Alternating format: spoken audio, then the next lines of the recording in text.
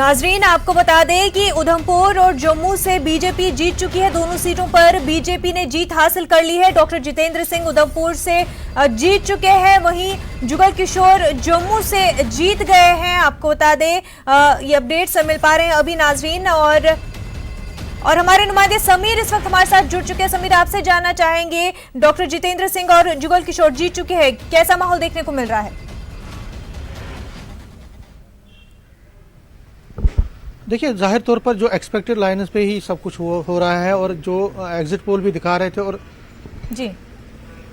पहले से ही ये लग रहा था कि जो दोनों जो बीजेपी और कांग्रेस है, ये खासकर बीजेपी का कहा जा रहा था कि बीजेपी दोनों सीटें जो उधमपुर की और जम्मू की सीट है वो जीत जाएगी, और ऐसा ही हो रहा है। और लद्दाख में भी उसने अच्छी मार्जिन से जो है लीड रखी हुई है। फिलहाल वहां पे काउंटिंग चल रही है और अभी उधर डिक्लेरेशन नहीं हुई, लेकिन जम्मू और उधमपुर की जो दोनों सीटें हैं वो बीजेपी जीत चुकी है। और ऑफिशियल जब अब सिर्फ ऑफिशियल जो डिक्लेरेशन का इंतजार है।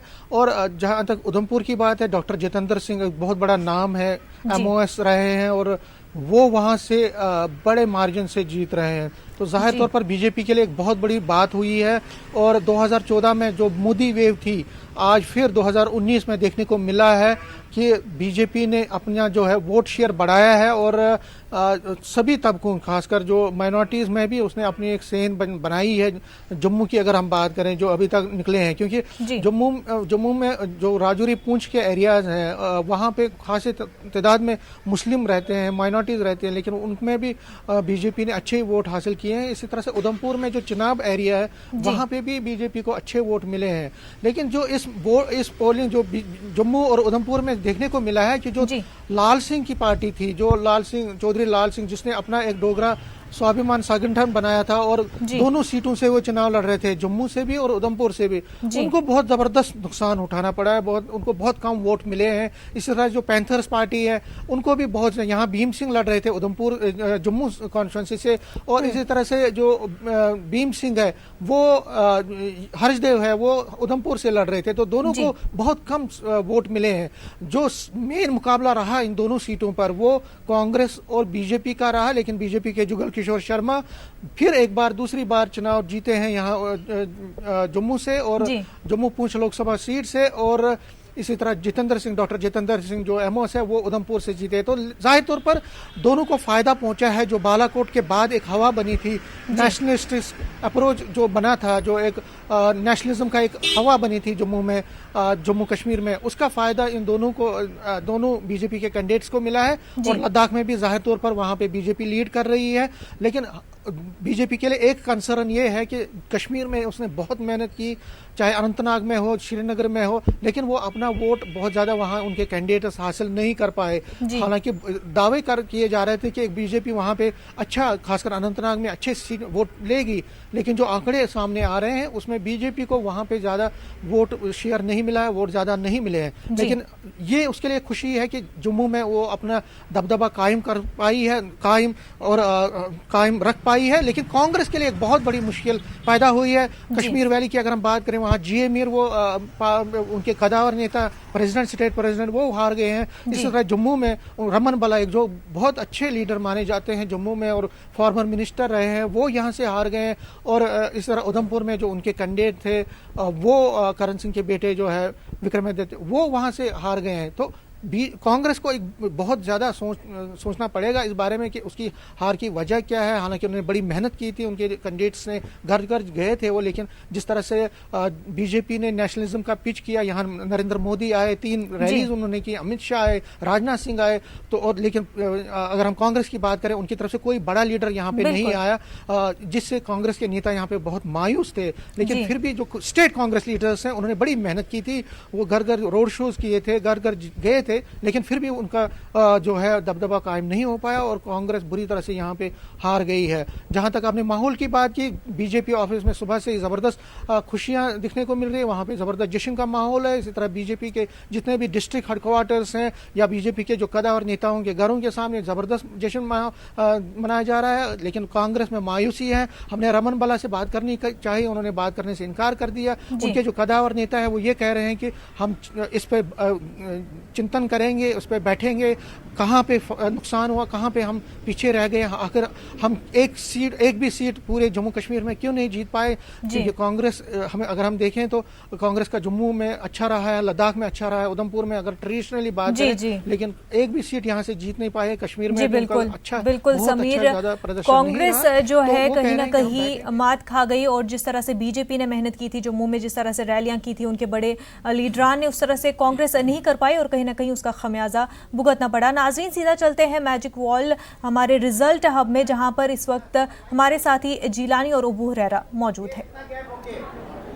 जी मुनज़्ज़ा, बहुत बहुत शुक्रिया आपका। इस वक्त हम लाइव रिजल्ट हब पर मौजूद हैं। जिस तरह से तेजी से रुझान आ रहे थे, वही रुझान अब नतीजों में बदल रहे हैं और नतीजे भी काफ़ी तेजी से सामने आ रहे हैं। जिस तरह से अगर हम राजस्थान की बात करें तो राजस्थान का पूरा नतीजा हमारे सामने है। पिछली बार की तरह राजस्थान बीजेपी के हक में जाता हुआ नजर आ रहा है, बल्कि चला गया एक तरह से। और दूसरी रियासतों की हम बात करेंगे, उत्तर प्रदेश के नतीजे अभी एक तरह से बहुत रुके रुके से हैं, यानी तस्वीर यूपी की साफ नहीं हो रही है। लेकिन नरेंद्र मोदी यूपी में अपनी सीट बचा पाए, यानी वो जीत चुके हैं अपनी सीट।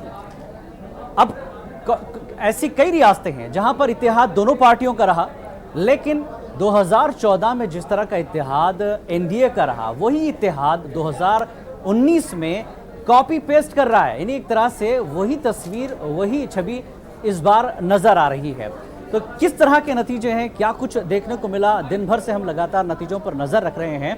तो सीधे हम रुख करेंगे अबू हुरैरा का। अबू हुरैरा के पास मैजिक वॉल है, मैजिक वॉल के जरिए हम ये समझने की कोशिश करेंगे कि जिन जिन रियासतों में नतीजे आ चुके हैं, कितनी सीटें हैं और कितना बदलाव इस बार देखने को मिल रहा है। अबू हुरैरा। जी जिलानी, शुक्रिया। हम चुनाव में भी इस मैजिक वॉल के जरिए बहुत से करिश्मे हमने अपने नाजरीन को दिखाए थे, और आज जब नतीजे आना शुरू हो गए हैं, जो रुझानात थे अब नतीजों में बदलना शुरू हो गए हैं, और लगातार हम बता रहे हैं कि अब हिंदुस्तान का जो नक्शा है आप देख सकते हैं कि 2014 के मुकाबले में 2019 में ज्यादा ही एक तरह से भगवा कलर का हो गया है। और ये भगवा कलर बता रहा है कि ये बीजेपी का कलर है, एनडीए जो बीजेपी की इत्तेहादी पार्टियां हैं ये उनका कलर है।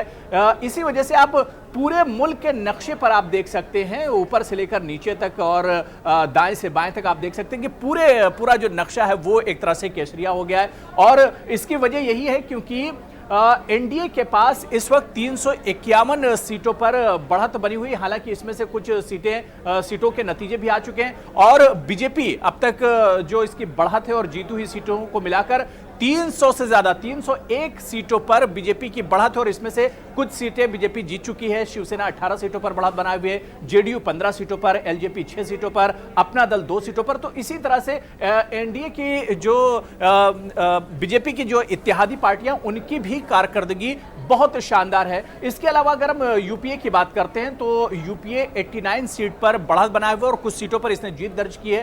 तो अगर इस नक्शे पर आप यूपीए या उसकी जो इत्तेहादी पार्टियां कांग्रेस की हैं उन्हें ढूंढने की कोशिश करेंगे तो बहुत मुश्किल होगी। देखिए कहीं कहीं अगर मैं इस पेन के जरिए बताऊं, ये कुछ इलाका यहां पर यूपी का है जहां पर एक आधी सीट लग रहा है कि यूपीए ने जीती है। इधर कुछ हिस्सा यूपी और बिहार से मिला हुआ जो हिस्सा है, यहां पर कुछ सीटें इसने जीती हैं यूपीए के जो साथी हैं। इसके अलावा इस हिस्से पर कुछ यूपीए की सीटें लग रही, तो यूपीए की जो सीटें हैं उन्हें ढूंढना पड़ रहा है नक्शे पर। लेकिन इसके अलावा अगर एनडीए और बीजेपी की हम बातें करते हैं तो पूरा नक्शा उसी कलर से भरा पड़ा है। यानी कहीं ना कहीं जो मोदी लहर 2014 में थी वो 2019 में भी एक तरह से बरकरार है, या यूं कहा जाए कि जो लहर थी वो 2019 में एक तरह से सुनामी बन चुकी है। और इसके अलावा जिस तरह से जिलानी ने हमसे कहा था कि कुछ रियासतों की आप बात कीजिए, खासतौर से मैं बिहार पे फोकस करना चाहूंगा। अगर बिहार की हम बात करते हैं तो बिहार में 40 सीटें हैं, और 40 सीटों में से आप हालत देखिए कि यहां पर क्या है। 40 सीटों में से एनडीए 38 सीटों पर एक तरह से बढ़त बनाया हुआ है। हालांकि कुछ सीटों के इसमें नतीजे भी आ चुके हैं, वो हम आपको यहां पर नहीं दिखा पा रहे हैं, लेकिन 38 सीटों पर एनडीए आ गया और यूपीए सिर्फ 2 सीटों पर बढ़त बनाया हुआ है। कहा यह जा रहा था कि आरजेडी और कांग्रेस का जो इत्तेहाद है, जो गठबंधन है, वो बहुत मजबूत है, क्योंकि अगर यूपीए के गठबंधन की बिहार में हम बात करते हैं तो यूपीए का गठबंधन बड़ा मजबूत माना जा रहा था और एनडीए के मुकाबले में यूपीए में ज्यादा पार्टियां थी, लेकिन इसके अलावा भी इतनी पार्टियों के एक हुजूम और एक मजमे के दरमियान भी एनडीए जो है वो एक तरह से 20 नजर बिहार में आया। तो कहीं ना कहीं बिहार में लग रहा था कि मुकाबला बहुत सख्त होगा। मुकाबला यहां पर भी सख्त नहीं हुआ और यूपीए यानी कांग्रेस की जो इत्तेहादी पार्टियां थी वो एक तरह से हथियार डालती नजर आई। इसके अलावा 2019 के चुनाव में सबसे ज्यादा जिस रियासत पर नजर थी वो थी वेस्ट बंगाल। यूपी के बाद सबसे ज्यादा नजर मगरबी बंगाल की सीटों पर थी और यहां पर बीजेपी ने बहुत ज्यादा फोकस किया था और यही वजह है कि आप देख सकते हैं कि अब जब नतीजे और रुझानात आ रहे हैं तो किस तरह से टीएमसी को बड़ा झटका लगा है। 2014 में टीएमसी की जो कारकर्दगी थी वो बड़ी शानदार रही थी, लेकिन 2019 पे हम अब देखते हैं कि 2014 की तस्वीर इस वक्त हमारे सामने 34 सीटें टीएमसी जीत कर आई थी 2014 में और कांग्रेस ने 4 जीती थी। बीजेपी के खाते में 2 सीटें थी, लेकिन अब 2019 की अगर हम बात करते हैं तो देखिए बिल्कुल मैजिक वॉल आपको बता रहा है कि मौजूदा तस्वीर क्या कुछ है। बीजेपी 20 सीटों पर बढ़त बनाए हुए है मगरबी बंगाल में, टीएमसी 21 सीटें यानी 38 के मुकाबले में अगर हम बात करें तो तकरीबन 15 सीटों या 18 सीटों का नुकसान एक तरह से यहां पर बीजेपी को देखने को मिल रहा है। तो कहीं ना कहीं ममता बनर्जी का जो जादू था वो एक तरह से कम होता दिख रहा है और जो यहां पर मेहनत बीजेपी ने की थी वो मेहनत एक तरह से आज रुझान और नतीजों में देखने को मिल रही है। हम सीधे वापस चलेंगे अपने साथी जिलानी के पास। बहुत बहुत शुक्रिया हुरैरा, जिस तरह से आपने तफसील से बताया कि जिन रियासतों में बीजेपी नहीं थी यही लग रहा था लगातार कि यूपी में अगर कुछ नुकसान होता है तो बीजेपी कहां से इस पूरे नुकसान को पूरा करेगी, भरपाई करेगी। हमारे साथ विशाल हमारे साथ जुड़े हुए लगातार सुबह से, वो भी बात करें इस पूरे मुद्दे पर। विशाल, अगर हम बात करें जिस तरह से बीजेपी ने एक तरह से एक्स्ट्रा कोशिश कर ली, उसको भी लग रहा था कि अगर कहीं से कुछ नुकसान होता है तो हम कहां से इसकी भरपाई कर लें। इसी चक्कर में कहीं ये जिस तरह का नतीजा सामने आ रहे हैं, जिस तरह के रुझान सामने आ रहे हैं, इसमें कुछ इजाफा ही हुआ है।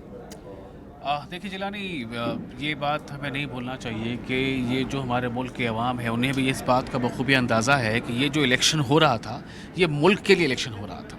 मुल्क की सतह पर ये इलेक्शन हो रहा था कि हमारा वज़ीर आज़म कौन होगा, और इसमें कोई दो राय नहीं है कि एक तरफ वो पार्टी थी जिसने पिछले 5 साल कामयाबी के साथ इक़्तिदार में गुजारा और उससे मेजॉरिटी भी हासिल थी, हालांकि उसके पास अलाइज भी थे। उसके बावजूद वो पार्टी इस बार मैदान में दोबारा थी और उसने इसी चीज़ को बार बार सामने लाया कि एक मजबूत सरकार अगर आपको चाहिए तो हम विकल्प हैं। और इसके बरखिलाफ आप देखें दूसरी तरफ तो जो विपक्ष है वो कहने को तो कोई, जब किसी सीएम की ओथ टेकिंग सेरेमनी की बारी आती थी तो 15-20 पार्टियों के लोग जमा हो जाते थे। जब ईवीएम ईसी में कोई शिकायत करनी होती तो 20 से 21 पार्टियों के लोग जमा हो जाते थे।